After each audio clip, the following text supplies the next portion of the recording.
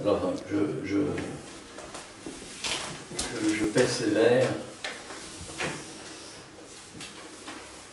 quant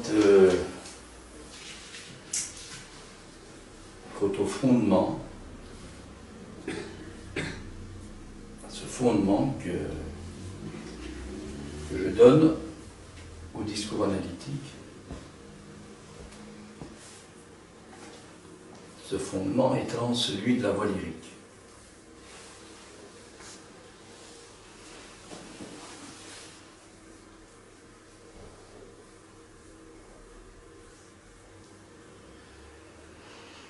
Il y a en effet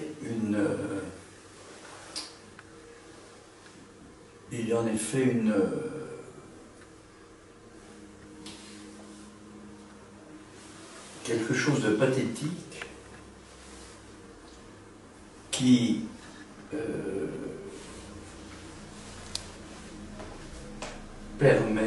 peut permettre, c'est la dimension du possible, qui peut permettre, et c'est tout l'enjeu de ce séminaire, qui peut permettre de toucher du doigt, de hanter l'insaisissable du réel de la jouissance, à écrire, comme je l'ai écrit là, c'est-à-dire, non pas du tout l'hédonisme du plaisir, ça n'exclut pas, mais c'est pas ça. Ça n'est pas ça.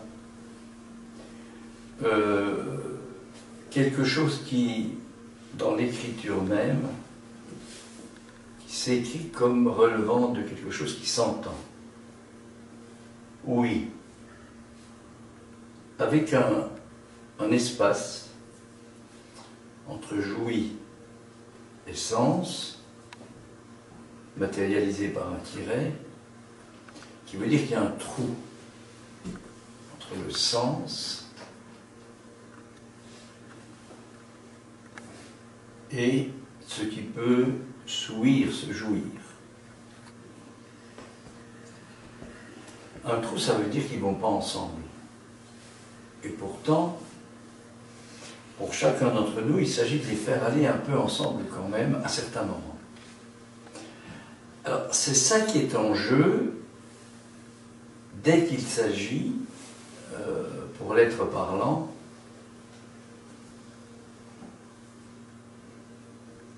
de parler, et dès qu'il se pose la question, mais pourquoi pas chanter? Et ça nous emmène très très très loin, au niveau de la chronologie, mais pas loin du tout, puisque ça peut être l'expérience, c'est même l'expérience de chaque humain, qui se déploie dès que apparaît en lui, ça c'est Freud qui découvre ça, qui écrit ça en 1995 dans l'esquisse d'une psychologie scientifique, dès qu'apparaît ce qu'il appelle la dimension du cri.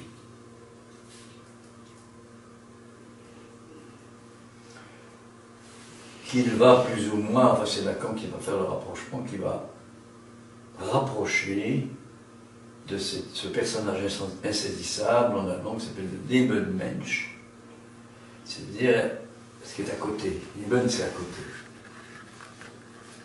Et que nous sommes en fait des à côté, des paras, comme on dit en grec. Paras. Au lieu de dire je suis, on devrait dire je pars-suis, tu parais, il paraît, nous parsommes, vous paraît, il parsent. Tout ça pour montrer le fait que cette question de l'être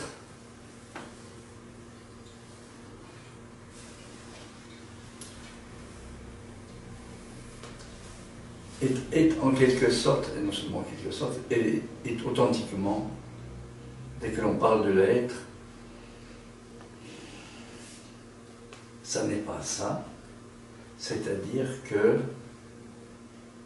ça vous savez l'importance de l'être dans la philosophie, hein, mais ça n'est pas ça, c'est-à-dire que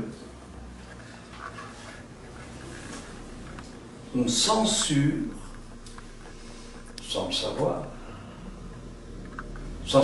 que je le sais, sans savoir qu'on le sait, que chacun d'entre nous le sait,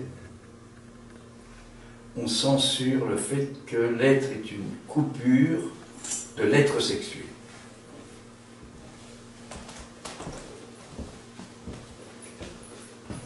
Alors, j'en ai déjà dit pas mal là.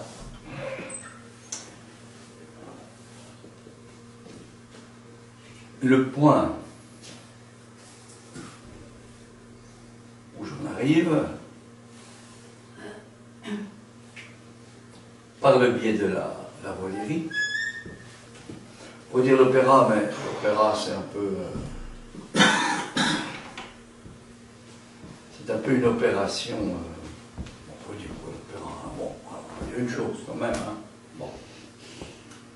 Ça a beaucoup été utilisé par les politiques, notamment par Hitler, qui a voulu, dès son accession au pouvoir, faire un opéra dans chaque petite ville allemande. À Berlin, je ne sais pas combien il y en avait, enfin, on laisse plusieurs, 5. Évidemment, à des fins de quoi, de censure. C'est-à-dire à des fins de faire passer que ça et ça. Ce que je dis, c'est ça. Et il y a toujours cette ambiguïté dans l'opéra, puisqu'il s'agit de faire entendre ce cri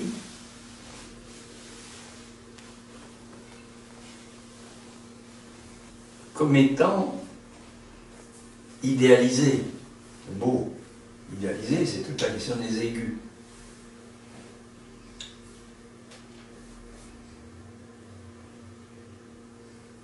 C'est-à-dire que la question qui se pose, à partir, alors pas de la psychanalyse, je sais plus ce que ça veut dire en fait. Et là je suis Lacan à partir du discours psychanalytique. Voilà, on peut le reprendre autrement. La psychanalyse est une expérience de discours. Discurrere en latin, ça veut dire courir ça et là. C'est la question de l'attention flottante,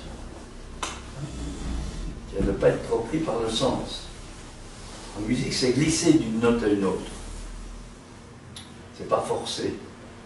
C'est glisser surtout quand on monte. Pas de la voix, là. Je pense que c'est pareil pour l'instrument. Et donc, la question où j'en arrive, et c'est celle que Lacan note dans son séminaire de mai 1974, 21 mai 1974, il commence son séminaire comme ça. Le point où j'en suis, c'est non pas tellement ce que j'ai cru jusque-là, c'est-à-dire que l'analyse, on pourrait dire, n'use que de paroles. C'est comme ça qu'on peut définir l'inconscient.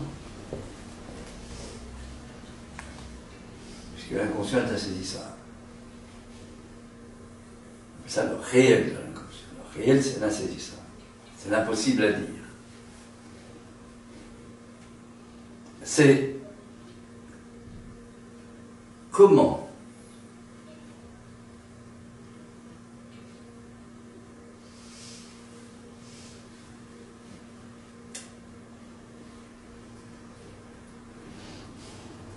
est-il possible de lier, et non pas relier, il n'y a pas du côté de religion, tout ça, de lier le sexe et la parole.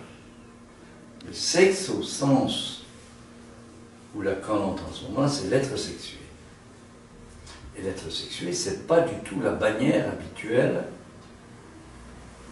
du ça et ça, c'est-à-dire il y a d'un côté les hommes, de l'autre côté les femmes, hein, comme à l'église, comme le disait saint Paul, hein, c'est pas d'aujourd'hui. Hein.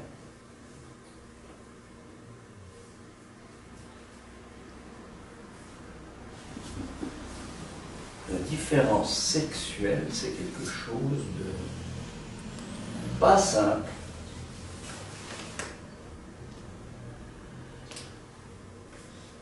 pour autant que l'être sexué, le sexuel, hein, quand il écrit la sexuelle, et l'apostrophe A, S-E-X-U-E-L,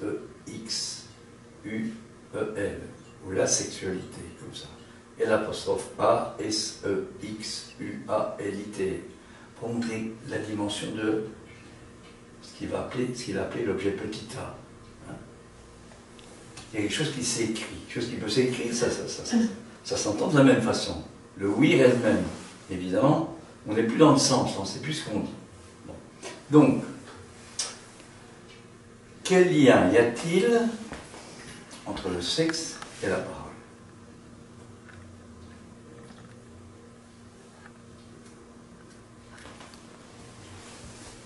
Et alors, si effectivement l'histoire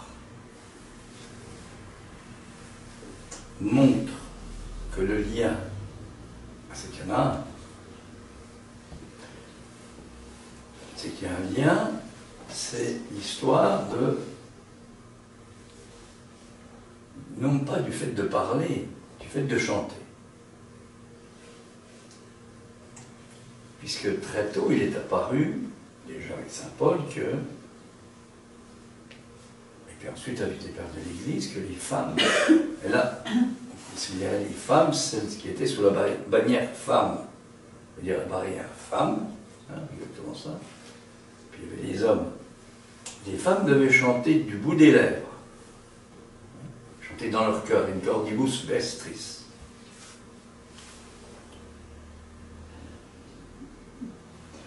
Donc, c'était d'emblée posé, effectivement, qu'il y a un lien entre le sexe et la parole, mais c'était pas aller très loin. C'était pas aller très loin parce que le lien, c'était la censure, l'interdiction. Ceci a duré des siècles et des siècles, les pères de l'Église se sont opposés, d'autant plus que, au départ, tout à fait au départ, le fait de chanter, comme ça venait du judaïsme, le christianisme, bon, c'est compliqué à faire, hein, l'histoire notamment de saint Paul, le traître pour les Juifs. Hein. Eh bien, au début, quand on chantait de façon cantabilée. Hein, c'est-à-dire c'était quelque chose de relativement peu modulé. Et les premiers chrétiens ont commencé à chanter comme ça. Et puis est arrivée l'armée des pères de l'Église. Hein, l'armée des pères de l'Église, c'est pas du tout les apôtres, hein, ni le Christ. Hein. L'armée des pères de l'Église, ça a été ceux qui ont soumis à légiférer comment il fallait chanter.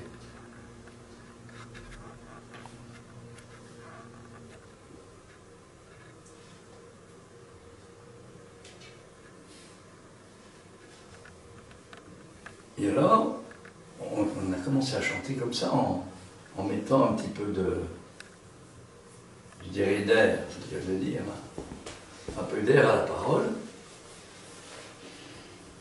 Une sorte de récitatif en quelque sorte, ce qu'on appelle dans le temps de récitatif. Enfin, pour ce récitatif, il peut être quand même déjà beaucoup élaboré au niveau de la musique. Hein. Mais au niveau de ce qu'on appelle la psalmodie, on s'est mis à psalmodier. Et puis on s'est rendu compte bien sûr que dès qu'on touche à ce truc-là, à ce qu'on va appeler comme objet de jouissance qui est la voix, alors là, on ne sait plus où on va parce qu'il y a la dimension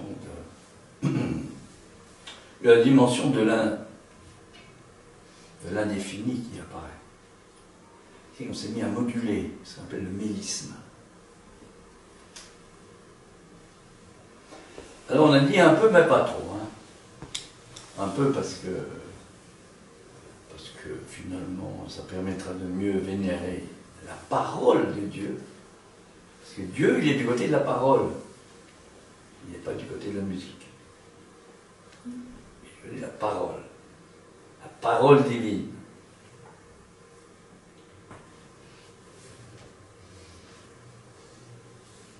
Ça ne veut pas dire du tout d'ailleurs qu'il parle.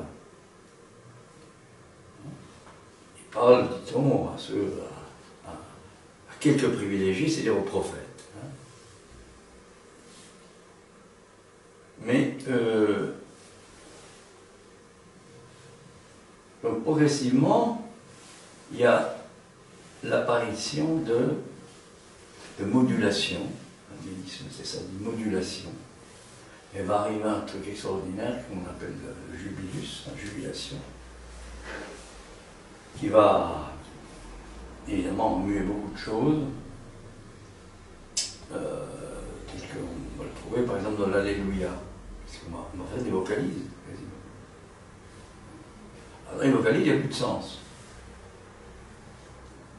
Or c'est comme ça qu'on arrive à former la voix lyrique, à partir des vocalises.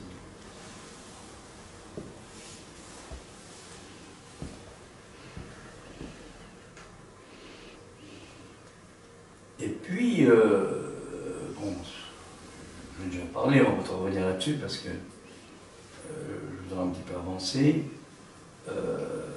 Enfin, tout ça c'est important quand même historiquement parce que ça fait partie de nous, quoi, ça fait partie de notre culture, qu'on le veuille ou non, c'est comme ça, on vient de là-dedans, qu'on soit le christianisme, l'islamisme, c'est le soufisme, tout ça c'est quand même quelque chose de particulier. Judaïsme, je connais un peu moins bien, hein, dans l'histoire de la musique. Hein. Enfin, ils étaient tellement persécutés, les juifs, que de toute façon, jusqu'à il y a quelques temps, ils n'étaient pas très quand même, autorisés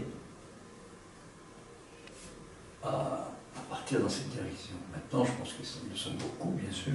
Hein.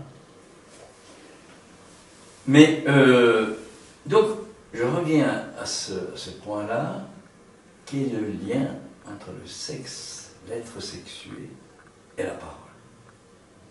Et l'hypothèse que je vais essayer de développer, c'est que la voix lyrique, il faut un petit peu préciser ce que c'est que la voix lyrique. La voix lyrique, elle apparaît, vous voyez, dès que les pères de l'Église se mettent à s'exciter, à dire non, non, non, sauf quelques-uns. Saint Ambroise, évêque de Milan, Saint Augustin. Par exemple, Jérôme, celui qui a traduit en latin la Bible, il était opposé à ça. Hein. Ceux qui étaient dans le verbe opposaient complètement la musique. Hein. Erasme, le grand, qui viendra beaucoup plus tard, le grand humaniste, opposé à la musique. Tout ça pour montrer que c'est pas une histoire d'humanisme non plus, ce dont j'essaie de parler. Hein.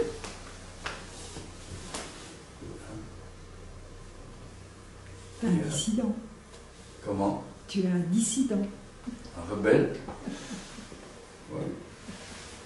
Subversif. Les ténors, c'est ça. Ils n'ont pas le droit d'aller au-dessus. Hein. C'est réservé aux héros, hein, aux dieux. Mais aux dieux, au polythéisme, hein, pas aux dieux. Orphée, lui, il a compris un truc quand même extraordinaire. Orphée, c'est que lui, la musique, il a pensé que ça se faisait avec les animaux. Ah, c'est pas con. Parce que quand vous apprenez dans ces histoires de vocalises, ben vous vous rendez compte qu'il faut chanter comme un chien. Ça se voit pas. Hein. Je ne vais pas vous montrer.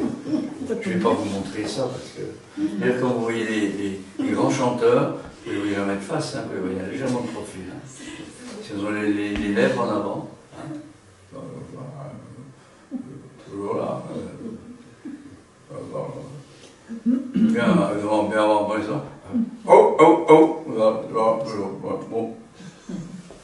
Donc, c'est comme ça qu'il faut chanter. Il faut arriver à articuler ça.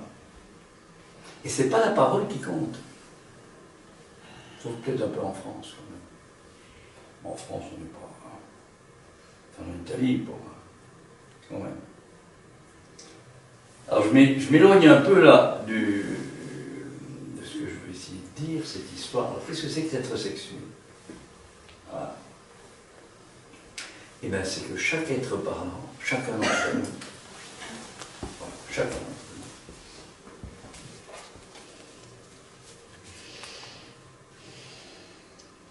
qu'il soit sous la bannière femme ou sous la bannière homme, a une part féminine. Ça ne veut pas dire qu'il est évidemment bisexuel, c'est des conneries.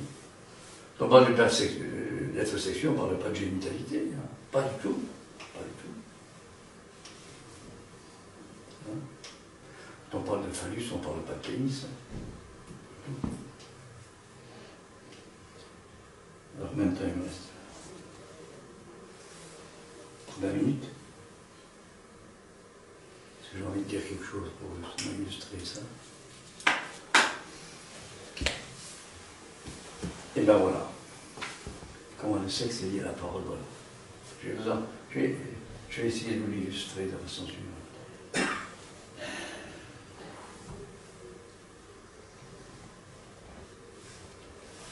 En bon humain, en bon humaniste, croyant ou pas croyant, si vous assistez à une représentation du Don Giovanni de Mozart, ou du Festin de Pierre de Molière, c'est la même chose. Hein. J'ai Don Juan. Enfin, il vaut mieux quand même la musique. Hein.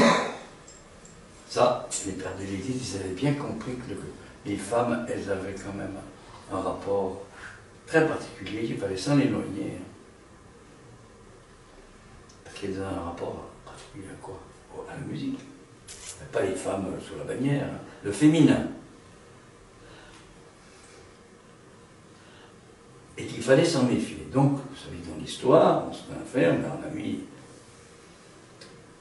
On s'est rendu compte, là, c'était pas les migrants, ce temps-là, c'était les Arabes qui venaient en Espagne. C'était dans l'autre sens, ils venaient conquérir l'Espagne. Et puis, ils ont appliqué avec les eunuques, évidemment. Donc, on s'est rendu compte qu'il y avait des humains, adultes, qui pouvaient tout à fait garder leur voix d'enfant.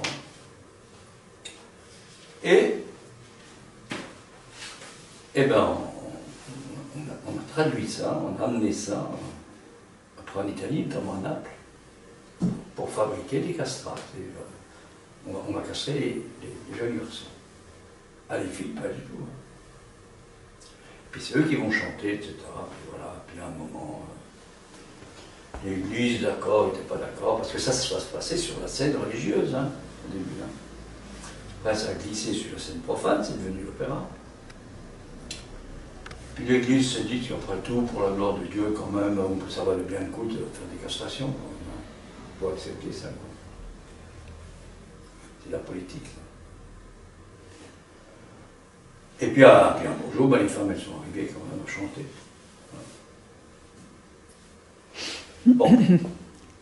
Alors, pour un peu illustrer cette histoire de sexe et de parole, eh ben, je vais vous parler de Don Juan. Alors, et Don Juan, évidemment, je vais dire c'est mon copain, parce que c'est pas rien pour moi, Don Juan, dans la mesure où le Don Giovanni de Mozart, un jour, a bousculé toutes mes certitudes. Qui ne devaient pas être tellement certaines, mais qui est encore là un peu quand même, hein. Même si j'y croyais plus tellement. Au moment du final. Alors, qu'est-ce qui se passe dans cette pièce de Don Giovanni? Alors l'histoire, c'est Idu soluto punito. Il faut le dissolu doit être puni, ça vient évidemment en direct du Concile de Trente, à partir d'une pièce qui a été fabriquée par un moine de Séville, qu'il a publié sous un, je dirais, sous un faux nom. Non, il vaut mieux dire ça.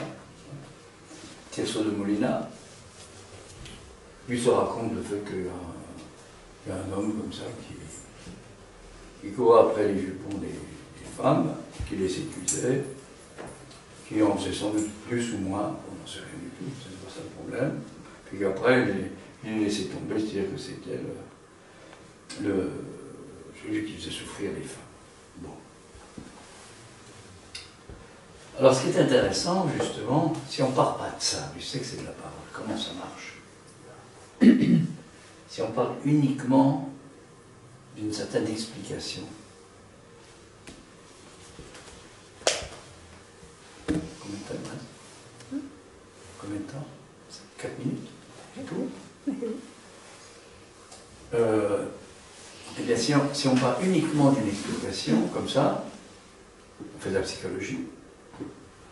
Si on est psychanalyste, on va dire que c'est de la psychanalyse. Mais pas de la psychanalyse comme expérience de discours. De la psychanalyse appliquée. Voilà. Alors, on va vous expliquer, je ne sais pas qui, voilà. C'est parce que, voilà. Alors, ils sont allés, il y en a qui ont...